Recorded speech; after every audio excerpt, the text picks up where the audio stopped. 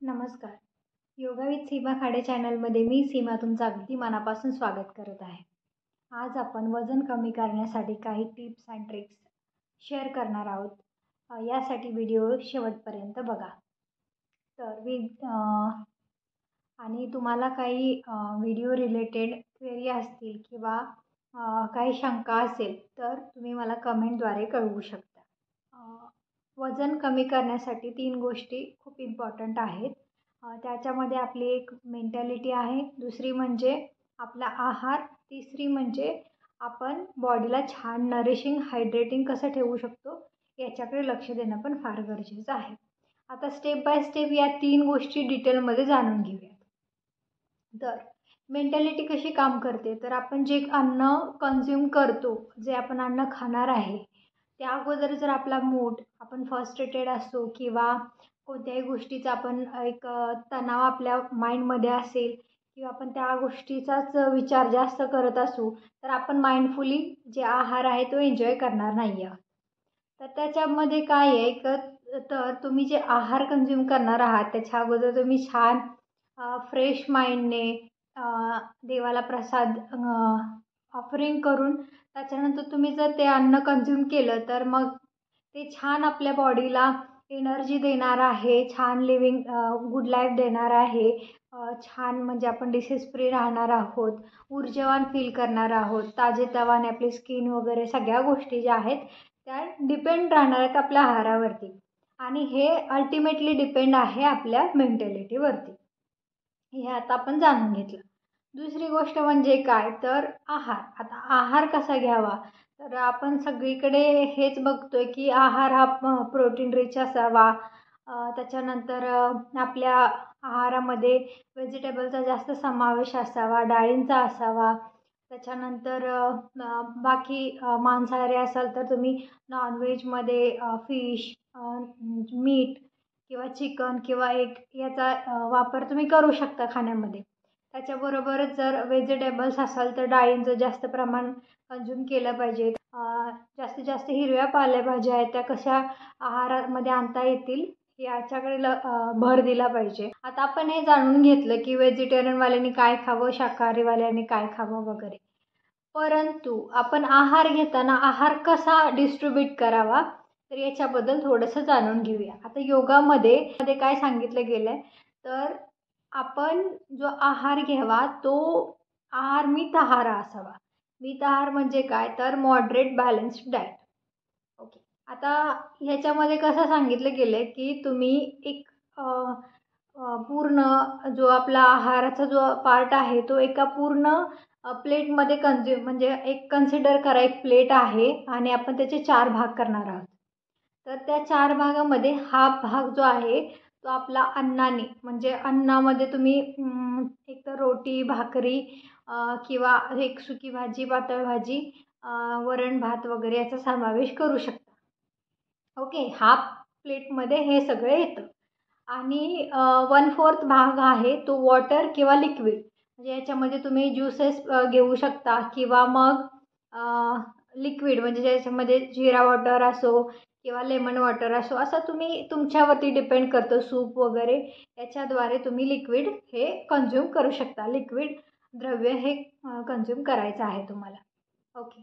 आणि 1/4 भाग जो आहे तो एम्प्टी ठेवायचा आहे. असं जर केलं तर तुमची बॉडी छान ऊर्जावान फील करते आतूनच आणि तुम्हाला आळस येत नाही. छान तुम्ही ताजेतवाने फील करता. त्याच्यामुळे जास्त एनर्जाइज फील केल्यामुळे तुम्हाला एकतर रेस्टलेस फील होत नाही. तुम्ही कामामध्ये 100% देता.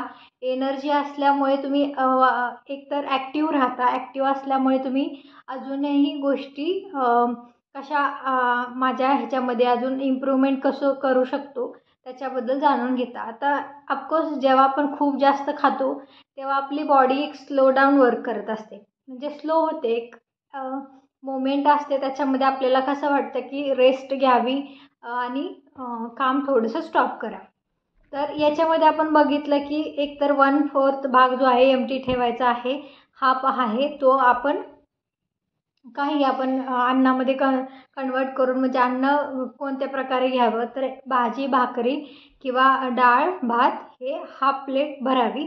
Half plate liquid consistency, half म्हणजे 1/4 भाग जो आहे तो एम्प्टी ठेवावा. हा झाला मिताहार. ओके.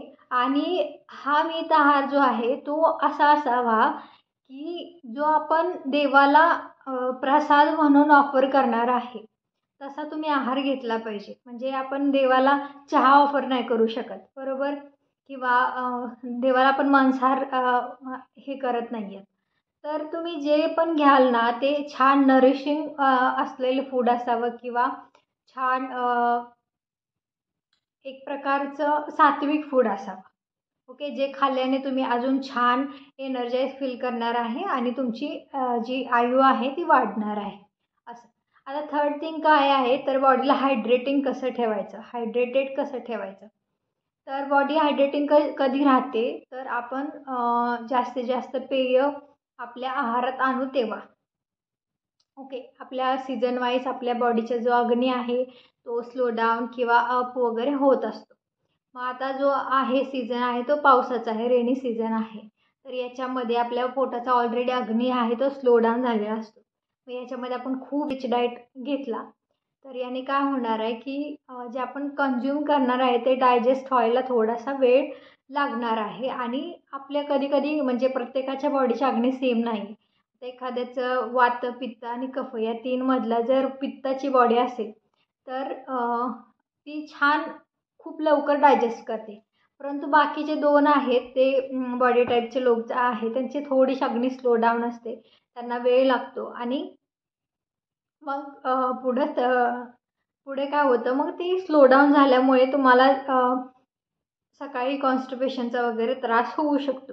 मग याच्यामध्ये काय करायचं आहे, तर मध्ये मध्ये तुम्ही थोडंसं लुकवॉर्म वॉटर म्हणजे थोडंसं पाणी गरम करायचं आहे, ज्याच्यामध्ये इझिली तुम्ही एक तुमचं फिंगर जे आहे ते डीप करू शकाल. एवढं पाणी मध्ये मध्ये तुम्ही एक कपभर का होईना घेतलं पाहिजे. याने काय होतं की आपली म्हणजे पाचन शक्ती आहे ती छान इन्क्रीज होते आणि आपण जे खाल्लेलं आहे ते डायजेशन व्हायला हेल्प होते. ओके. आता आपण हे बघितलं. आणि पाणी कसं प्यावं, तर तुमचं वजन सपोज 50 किलो आहे तर तुम्ही दिवसाला 2 लिटर का होईना पाणी पिलं पाहिजे. ओके. मग तुम्हाला प्लेन वॉटर जर जाते तर मग तुम्ही असं डिवाईड करू शकता पार्टमध्ये. जर मग तुम्ही सकाळी मॉर्निंगला लेमन वॉटर घेत असाल तर मग 1 ग्लासभर लेमन वॉटर घ्या. त्याच्यानंतर थोडंसं मध्ये पॉज घेऊन दुसरं वॉटर म्हणजे अल्कलाईन वॉटर किंवा मग तुम्ही वेगवेगळ्या टाईपचे वॉटर घेऊ शकता. जिरा वॉटर असो, धनियाचं पाणी वगैरे असो, असं वेगवेगळ्या प्रकारे तुम्ही घेऊ शकता. त्याच्याबरोबरच अन्नामध्ये पण तुम्ही लिक्विड कन्सिस्टन्सीज जास्त म्हणजे पातळ द्रव्य करा. म्हणजे आमटी वगैरे थोडंसं आमटीचं पाणी वाढवा किंवा जी पण आपण सुकी भाजी करणार आहोत त्याच्यामध्ये थोडंसं रसाळ भाजी करा. याने पण छान तुम्हाला पोटाची अग्नी वाढवायला हे हेल्प करणार आहे आणि कॉन्स्टिपेशन दूर करणार आहे. ओके. आता कसं आहे की आपण आहाराबद्दल बोललो, बॉडी छान हायड्रेटेड ठेवण्याबद्दल बोललो आणि आपल्या मेंटॅलिटी वरती सुद्धा बोललो. ओके. आपलं वजन जास्त आहे तर आपण आपलं जे कंपॅरिझन आहे दुसऱ्याशी केलं नाही पाहिजे. आपण आपल्या स्वतःशी कंपॅरिझन ठेवलं पाहिजे. आपलं एक टार्गेट राहिलं पाहिजे की मला इथपर्यंत एवढे एवढे मंथ आहेत, या मंथपर्यंत मला हे एवढं शेड्यूल केलेलं आहे की मला एवढं रिड्यूस करायचं आहे.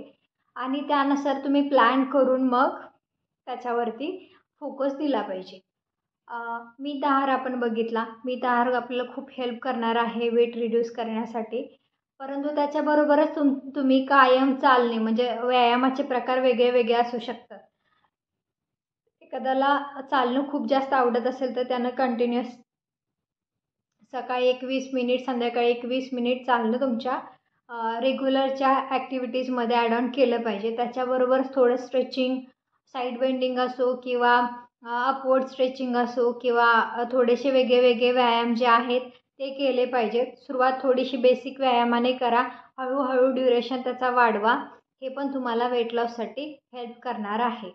कार्डिओ खूप जास्त मी रेकमेंड नाही करणार आहे, कारण की इनिशियलला तुम्ही जर काहीच व्यायाम केला नसाल आणि कार्डिओपासून सुरुवात करत असाल तर त्याच्यामध्ये थोडीशी रिस्क राहते, कारण की आपलं माइंड बॉडी तेवढी प्रिपेअर्ड नसते आणि थोड्या तुम्ही हाय इंटेन्सिटीचं जर वर्कआउट करत असाल तर मग तुम्हाला थोडीशी बॉडी सगळ्यांची सेम नाही आहे, मी अगोदर पण बोलले.